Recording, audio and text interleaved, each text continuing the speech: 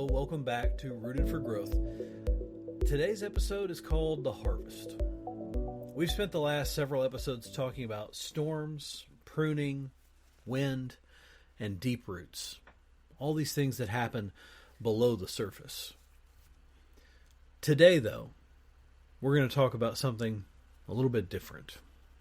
Today, we're going to talk about the harvest. Things that are visible. Things that are a result of actions. It's the outward expression of all of the inward work that God's been doing in your life. This is where it shows up. This is where faith becomes action, where the roots produce fruit. Let me ask you this. How do you know that you're growing? Not just feeling good or doing better, but how do you know that you're really growing? Growth always leads to impact. Not busyness, not perfection, not anything, any of that other stuff. Not any of that. Growth leads to impact. When you're rooted in Christ, the result should be fruit that blesses others. That might look like compassion, leadership, boldness, kindness, or just being present. But it always flows out of the deep work that God has done in you. Let me take you back to a personal moment of mine. There was a time in my life when I was so focused on trying to do everything right that I didn't even realize I wasn't producing any fruit. I was managing, coping. I was performing, but not living from the overflow of what God was doing in me. It took stillness to show me that. It took silence. And if I'm honest, it took some loss. That's when I began to understand what true harvest looks like.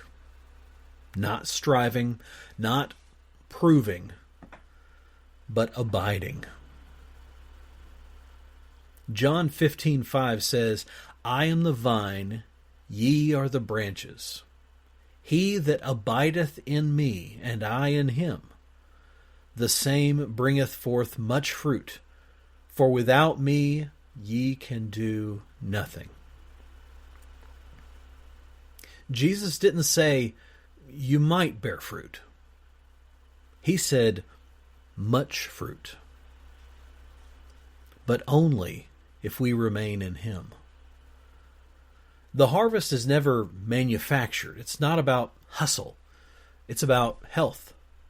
Healthy roots, healthy rhythms, healthy heart. So how do we get there?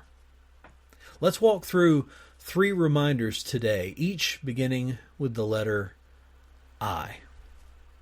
Here's what it takes to live in a season of harvest. First, integrity in the soil. What you plant in secret will show in the open. You can't fake fruit. A life of integrity isn't perfect. It's consistent. It means your decisions line up with your values, even when no one's watching. It means the roots run deep, not wide.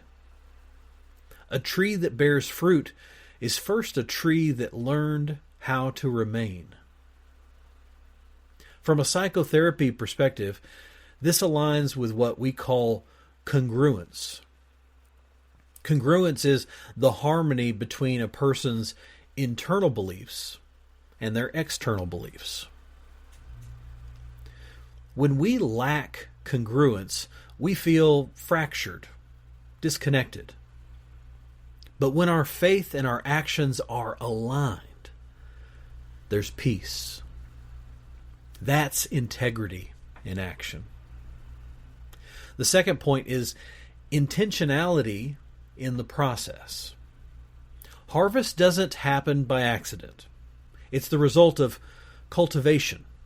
And in life, that means tending to our habits, our heart, and our healing. What you water grows. Are you watering your soil? Are you watering your soul with the Word, or just scrolling through distractions? Are you creating a space for silence, or are you filling your life with noise? Intentionality also means letting go of what no longer belongs in your garden. Some of you are holding on to things that once served you, but are now stunting your growth. It's time to let those go. As the saying goes, don't cling to a mistake just because you spent a long time making it. I've had a lot of those. Paul writes in Galatians 6:9, "And let us not be weary in well-doing, for in due season we shall reap if we faint not." That's a promise, but it's also a process. The third point is impact with purpose. This is where we turn outward. The fruit isn't just for us. A healthy tree gives shade. It feeds others. It multiplies. That's what your life is meant to do. Not just survive, but thrive, and to help others thrive too. Impact isn't always loud. It might be showing up for your kid's game, calling a friend who's hurting, starting a conversation at church, maybe being honest in your marriage, leading a group, or serving a neighbor. Impact isn't about platform. It's about proximity. Who has God placed near you? That's where your fruit matters most. When I think about harvest, I think about legacy. Not in the big, dramatic way, but in the slow, faithful kind. The fruit you bear today becomes the seeds others plant tomorrow. So here's my challenge to you. Take a step back. Just stop for a moment. Hold up. Hold your horses. Take a step back and ask yourself, what kind of fruit is growing in my life? Not what do people think, not how many likes, not how much money, but actual fruit.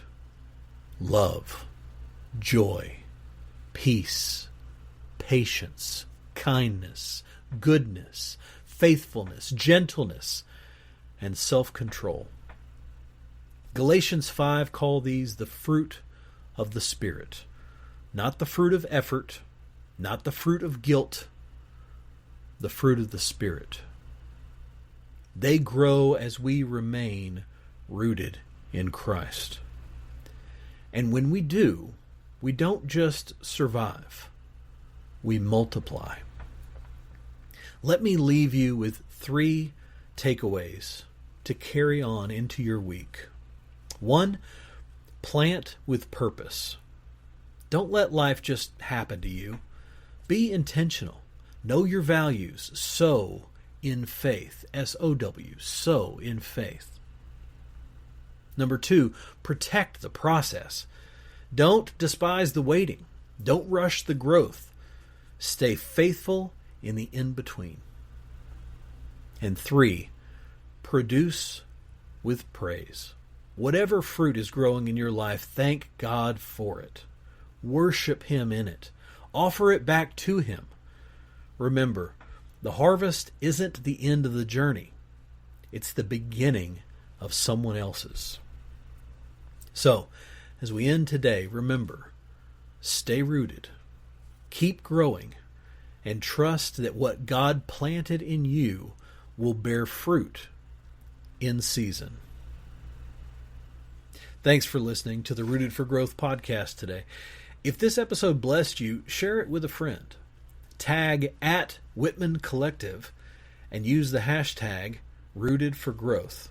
or the hashtag rooted together. Let's keep growing together. Have a blessed week. See you next week.